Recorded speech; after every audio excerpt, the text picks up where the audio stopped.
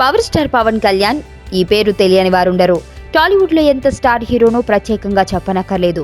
పవన్ కి ఎంత ఫాలోయింగ్ ఉందో కూడా చెప్పనక్కర్లేదు. కానీ ఇంత ఫాలోయింగ్ ఉన్నా కూడా పవన్ పబ్లిక్ లోకి పెద్దగా రారు. ఇండస్ట్రీలోనూ అంతే, బయట అంతే. తన వరకు తాను పరిమితం. పెద్దగా ఎదుటి వారిని కలిసేందుకు ఇష్టపడడం అన్నది ఆయన వ్యక్తిత్వానికి విరుద్ధం. పార్టీలకు కానీ ఫంక్షన్స్ కి గానీ పెద్దగా హాజరు కాడు. కానీ ఇదంతా 2014 ఎన్నికల ముందు వరకు. 2014 ఎన్నికల సమయంలో పవన్ కళ్యాణ్ జనసేన పార్టీ స్థాపించి అందరినీ ఆశ్చర్యపరిచారు. కానీ పోటీ చేయకుండా టీడీపీ, బీజేపీ తరపున ప్రచారం చేశాడు.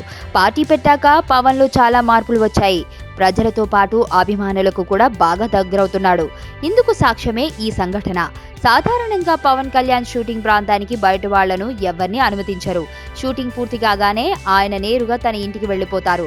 కానీ దానికి భిన్నంగా సర్దార్ గబ్బర్ సింగ్ షూటింగ్ సమయంలో పవన్ తో కలిసి ఫోటో దిగాలని ఓ అమ్మాయి కోరగా అందుకు పవన్ వెంటనే అంగీకరించాడు.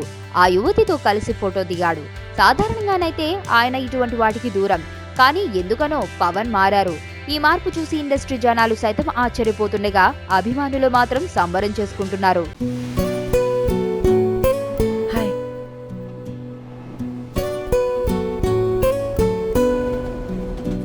అనసూయ రామలింగం.